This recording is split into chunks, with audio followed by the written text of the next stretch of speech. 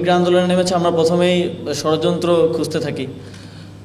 আবার দেখা যায় সব ক্ষেত্রে যে বহিরাগত আছে তা কিন্তু না, অনেক জায়গায় কিছু জেনুইন প্রবলেম আছে, সেগুলোকে অ্যাড্রেস করতে হবে। আমি মালিকদের মধ্যে এই প্রবণতাটা দেখি যখন আমি কথা বলছি যে এখানে বহিরাগতরা করছে বা এখানে শুধু ইন্ধনে হচ্ছে। এখানে ষড়যন্ত্র যে নেই তাও কিন্তু না। এখানে আসলে যদি পাশাপাশি দুইটা দোকান থাকে তাহলে দুই পক্ষের দোকান মালিকের কিন্তু একটা ইন্টেনশন থাকে, যদি আমি পাশের দোকানটা বন্ধ করে দিতে পারি কোনোভাবে, তাহলে আমার দোকানে গ্রাহকরা আসবে। তো আমরা এটা কিন্তু অলরেডি দেখতে পাচ্ছি। আমার নিজের চোখে পড়েছে যে আমি ভারতীয় কয়েকটা গণমাধ্যমে এবং কয়েকজন কন্টেন্ট ক্রিয়েটরকে এই ধরনের কন্টেন্ট তৈরি করতে দেখেছি যে এটাই আসলে আমাদের ইনভেস্টমেন্টের শ্রেষ্ঠ সময়। কারণ বাংলাদেশে একটা পরিবর্তন এসেছে, একটা পরিস্থিতি তৈরি হয়েছে। এই পরিস্থিতিতে আমরা আমাদের দিকে যদি বাইরেদেরকে নিয়ে আসতে পারি তাহলে এটা আমাদের জন্য একটা ভালো সুযোগ।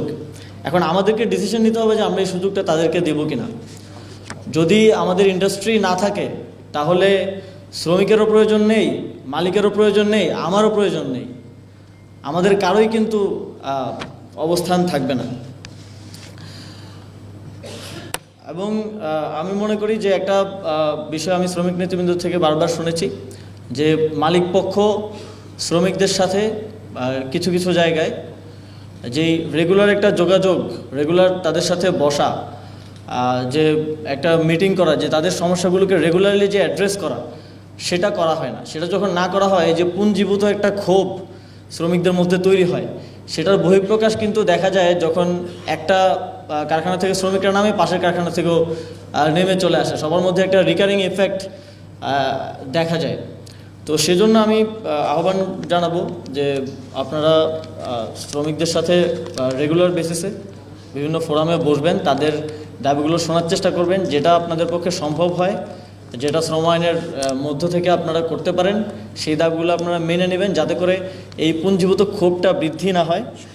এবং এই পুঞ্জীভূত ক্ষোভটা বৃদ্ধি হওয়ার ফলেই কিন্তু এ ধরনের একটা পরিস্থিতি তৈরি হয়।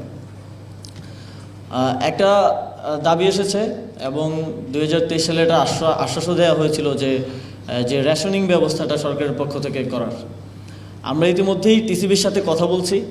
সেখানেও আপনারা জানেন কিছু সিন্ডিকেট আছে, সিন্ডিকেটের মাধ্যমে দেখা যায় যে এক পরিবারের কাছে, একজনের কাছে 11 জনের রেশন চলে যায়, 12 জনের রেশন চলে যায়।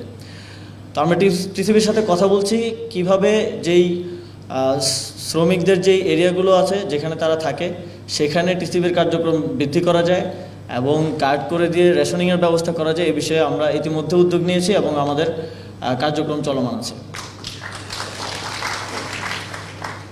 ইতিমধ্যে আপনারা জানেন যে বেকার যুব সংঘ সহ আরও অনেক ভিন্ন ভিন্ন নামে যে বহিরাগতরা শ্রম অঞ্চলগুলোতে অসন্তোষ তৈরির চেষ্টা করছিল, তাদেরকে ইতিমধ্যে কন্ট্রোলে আনা হয়েছে এবং অনেক ক্ষেত্রে গ্রেফতারও করা হয়েছে। এবং আমরা এ ধরনের যারা শিল্পাঞ্চলের সাথে সম্পর্কিত না, যারা শ্রমিক না, যারা এ ধরনের কার্যক্রম ঘটাচ্ছে বা ঘটানোর চেষ্টা করবে, তাদের ব্যাপারে আমরা সর্বোচ্চ কঠোর অবস্থান নেব, তাদেরকে কোনোভাবেই ছাড় দেওয়া হবে না।